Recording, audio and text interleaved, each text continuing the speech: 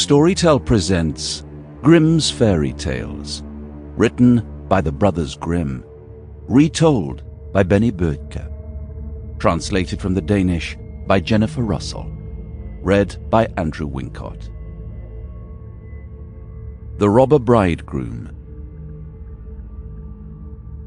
It was a turbulent time, as it is now. The war was over, but peace remained a distant prospect. Mercenaries and hirelings who had fought on one side or the other returned home and wreaked havoc wherever they went.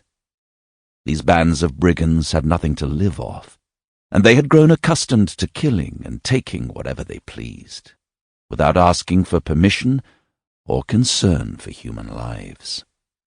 It was a turbulent time, and wherever you went you heard stories of murder and rape, and people who were attacked because they had been at the wrong place at the wrong time. No one was safe, and if you listened too much to all the horrific tales, you might very well get so frightened you felt like locking yourself up at home and never coming back out. At least, that's how it was for an old miller whose wife had died in the war, and who now lived alone with his daughter. And this is one of those gruesome stories that continued to be told long after people had forgotten the tempestuous times. The miller was a skilled and honourable tradesman, known for milling grain without leaving too many rocks in the flour, and always keeping his word.